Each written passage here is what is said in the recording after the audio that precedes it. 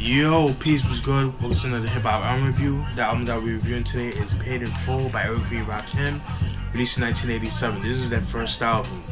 Alright, for those who don't know who Eric B. Rakim is, I'll start with Eric B. Eric B, he's a DJ who got his start with WBLS, the home of Mr. Magic, rest in peace, and Marley Marl. So, Eric B at the time was actually looking for an artist to get with him, so he wanted to make music of his own. And a promoter friend of his actually knew Freddie Fox.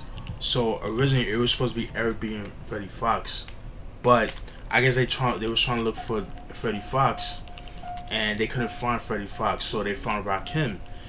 And Eric B, he's from I believe he's from East Elmhurst, Queens. Yeah, I believe he's from Queens. He's from East Elmhurst. East Elmhurst, home of Coogee Rap. You know, they lived in the same neighborhood and stuff like that. And Rakim, him being from Wyandanch, the logo is known as Crime Dance. Wyandanch is in Long Island, which is Suffolk County for all my people that's not from New York, that's not from Long Island and stuff like that. Yeah, and you know that's how they got together and stuff like that. And with Rakim, from what I understand, he actually went to college. I believe he was in college. He was in college for football, but then or he was in high school for football, but he broke his leg, so he got a leg injury, so he couldn't pursue into football. So we probably would have never, if he had not broke his leg or whatever, he never got that leg injury, then we probably would have never had a Rakim. We probably would have never had Nas or any of these MCs out now. So, you know, kind of interesting to think about. But anyways, getting back to this, Rakim, he's a 5%er. He converted to Islam, 5% Nation, God Body back in the early 80s. I believe he was 16 at the time when he did that. And excuse me. From what I heard, I don't know if it's true, but all my people that's like 30 and up, all my people's that's like 40 and up, let me know.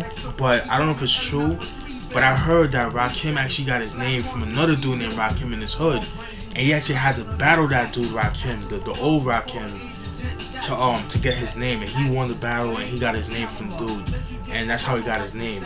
I don't know how true that is, so let me know. You guys might know this, might be true. I know my OGs, you know, put it in the description box, let me know what's up. Alright? Yeah, man.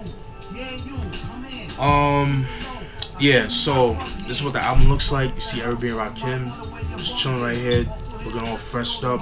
Got the dollar bills, you know what I'm saying? Got the Dapper Dan Gucci, yeah, the Gucci, whatever, you know, fake $10,000 suits, which was pretty much what it was, because a lot of rappers back then, a lot of drug dealers, a lot of rappers back then would go to Dapper Dan in Harlem and get these suits that would be like $10,000. And you gotta remember, back then in the 80s, the MCs weren't the superstars. The superstars were the drug dealers, the hustlers, the killers. Those are the people that people looked up to. It wasn't until like the late 80s, early 90s was when the MCs, like the hip hop artists, started becoming who they are today, who like the celebrity lifestyles. But before that, it was all about the killers, the mobsters, the drug dealers, the hustlers. Those were the celebrities. Those are the people that you saw in the newspaper clippings and the documentaries and all that stuff, and you know, things like that. So, you know, them being who they are, street niggas, you know, they roll with them, and then that's how they really got like their notoriety. You know what I'm saying? So there's 5 singles off the album. The singles are Eric B is President, I Ain't No Joke, I Know You Got Soul, Move the Crowd, and Paid in Full. Those are the 5 singles off the album. That's very impressive, especially for a first album. Show you guys something. Right here, I don't know if you can see very well, but right here, this little short man right here, right next to Rakim. Rakim is in a red hat. But this dude right here with the high top, that's the original 50 Cent. Not the 50 Cent Curtis Jackson from Queens. The original 50 Cent from Brooklyn, from Fort Greene, Brooklyn. You know, if you guys know about the original 50 Cent, he was or who didn't know about him, he was actually a stick-up kid. You know, he used to terrorize Brooklyn, like just sticking up. He wouldn't just stick up like, you know, like regular people. He would stick up like drug dealers and stuff like that. He was pretty much like the Robin Hood of the hood, pretty much, to say the least. But then he got killed back in '87, that same year this album came out. So I think this was pretty much like a dedication to him. You know, that's what I got from that. You know what I mean? So this is them right here, just looking all souped up and shit like that with the jewels and nice clothes and stuff like that. And you see, you know, in the back the same thing, the picture like I showed you guys. By the way, this is the 2005 release version, the reissue version. One thing about this album has been reissued many of times, and I believe it was back in 2006, 2005. Rakim had mentioned that how the album would get re-released so many times, but they never got a cent from that. They never got residuals from those reissues. The people that were getting money was like Def Jam, like Leo Cohen and stuff like that. So that's what it was, and I believe they filed a lawsuit. And I don't know if they won the residual. I don't know if they won that lawsuit or what. I'm not sure about that. I hope they did, because it's fucked up. You know, like they should definitely, you know, get paid for their work. You know what I mean? So, but yeah, this is what the album looks like. Like I said, it's the same thing as the back. That's what the album looks, the CD looks like right here. And I'm pretty sure a lot of people have seen this picture on the internet before. See Rakim here, Eric B right here, just chilling, right here, dope pic. Open it up. There's no features, thank God. As you can see here, like quotes by them and stuff like that. And it tells a little bit about it. It tells about the history. See Eric B, Rakim right here, chilling. You know, they're posing. See these cats just chilling in their furs. You know what I mean? And then with most classic albums, you're gonna get the song and the lyrics, so you can recite the lyrics. You know what I mean? Very dope. Fucking love that. As you can see, the same thing here, same thing here, same thing here.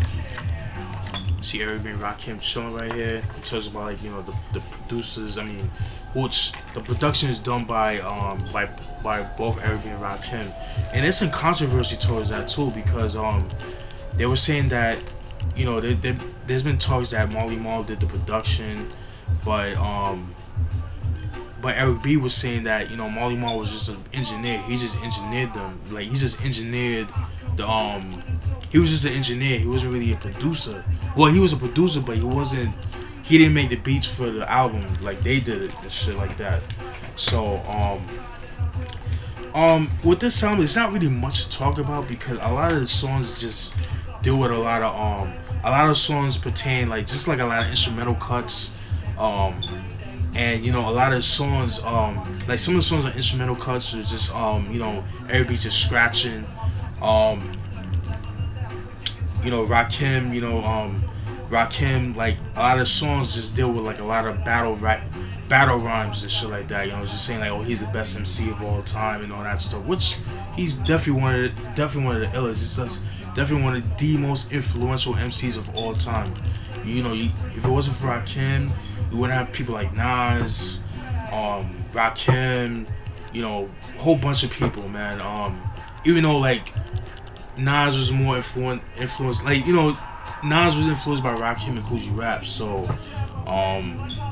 but yeah, like songs like, you know, Paid in Full, it's just another braggadocious track. It's like definitely a song that you play like in the club and stuff like that. Eric B is on the cut. That's just like an instrumental track. It's just like, you know, it's an instrumental, and you just hear, you know, Eric B just scratching on the beat and shit like that. Move the Crowd, that's a pretty dope song. But Eric B is President. That song right there, definitely one of my favorite songs of this, if not my favorite song. The beat for that shit is sick. There's a video I posted out. It's on YouTube. It was back in '92 when they was on Yo MTV Raps, and he actually performs that song, Eric B is President, and he fucking kills that shit. One thing about about Rakim that I love is his breath control.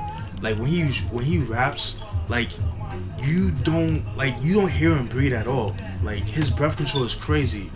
And you don't really hear MC. You never heard MCs do that, especially back in '87. You know what I'm saying? So that right there kind of inspired a lot of people. Like I said about, you know, when I did a review on what's that song by BDI by Buckshot Shorty. Yeah, Buckshot, the BDI Thug album that I did a couple months ago, where he had a song called Breath Control. You know, shit like that. You know, Rakim was definitely responsible for songs like that. You know what I mean? Just having that dope breath control. You know what I'm saying? Like where like you don't hear them breathe like where you hear most people do that. So I don't know, man. Like I feel like Rakim definitely deserves a lot more praise than most people give him. You know, I think he's definitely like what Jay-Z is now financially, how rich he is what Rakim, like people like Kool G Rap, Rakim, Big Daddy Kane should be. They should be in the same level as far as financial wise. Just like dope. Just if you dope, you should get paid for that. Like you should be like inspired.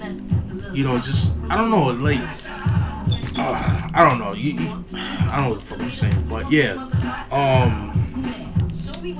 You got songs like Extended Beat, which is like an instrumental version of Move the Crowd, and you just hear you know, just every beat just scratching and shit like that. And then you have like bonus tracks As the Rhyme Goes On, Radio Mix. Then you got Paid in Full, Mini Madness, the Cold Cut remix, which was actually pretty cool. Which is I actually like them a little bit better than the original. But yeah, man. My opinion, this is not my favorite album from them, but this is definitely an influential album. If you're a hip hop head, you should by all means definitely own this album. I prefer their later albums, in my opinion. Their later albums, to me, is when they really stepped their game up, and you know, they kind of improved, in my opinion. But yeah, man, this is Everybody Rakim, Paid in Full, released in 1987.